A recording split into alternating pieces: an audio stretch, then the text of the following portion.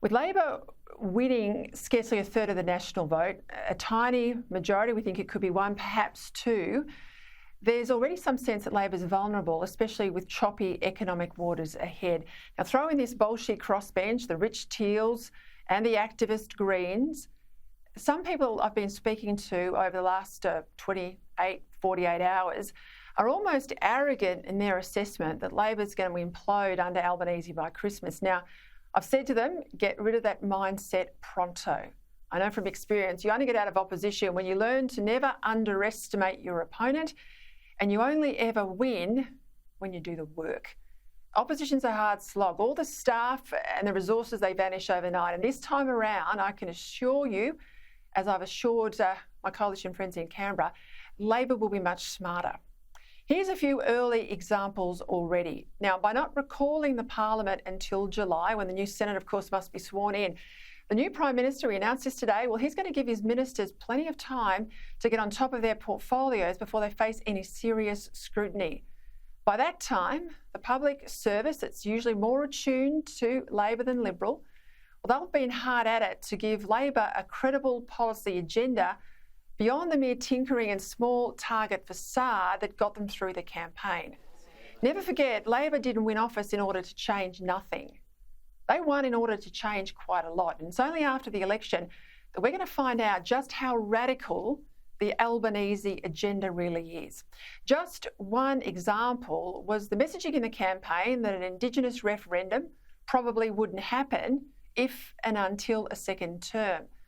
But as now confirmed today, it's already a priority for as early as next year. And while I struggle to think it'll pass by the Australian people, it will undoubtedly split the coalition, causing deep divisions, and that's just the start. For those who think the campaigning incompetent Albanese will be knocked off in one term, let me give you this warning. First of all, Labor will go from around 85 staff to well over 500. Their mates will be thrown into senior public servant positions as well, and in many companies today, Liberals will be moved out of the way for players connected to Labor, ensuring good PR in the first few months at least from business for this new Labor government. Albanese isn't Kevin Rudd, at least that's a blessing for the country, isn't it? But that also means he won't make the same party-related mistakes that Rudd did, which helped end Rudd's time as Prime Minister. Albanese is a long-term creature of the Labor Party, a hard left warrior all his life and an assistant state secretary before he was an MP. So he'll hold the team together even if it governs with a knife-edge majority. And I'll expect he'll be absolutely ruthless in trying to dispatch any threats. MPs like Bill Shorten, for example, to ambassadorial posts out of the way and out of the Parliament. The smart politician that he is, he'll buy off the crossbench, especially by giving the Teals some trophies to take home to their electorates so that at the next election they can argue they delivered more than safe seat Liberals ever did. And that's because it's in Labor's best interests that the Teals keep these seats, because it means Liberal Party infighting will continue, and infighting is what will keep the Liberals in opposition.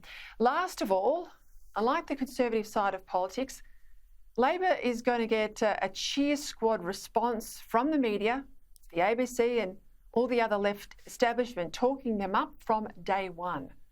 They'll buy off their various constituencies with 10-year funding promises, and they've got a couple of years at least of blaming anything that goes wrong, particularly on the economy, back on Scott Morrison and now Josh Frydenberg. The last time the Liberals were in opposition, as Tony Abbott proved in that 2010 hung parliament result, even first-term governments are beatable. But only if the opposition knows who they are and are on the ball from day one.